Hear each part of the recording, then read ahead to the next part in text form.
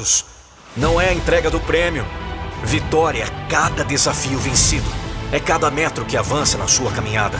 Por isso que venham os obstáculos.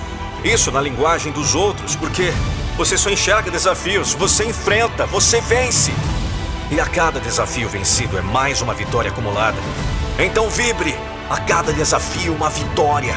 Então ame os obstáculos. São eles que apresentam os desafios. E é a ultrapassagem dos desafios que trazem a vitória.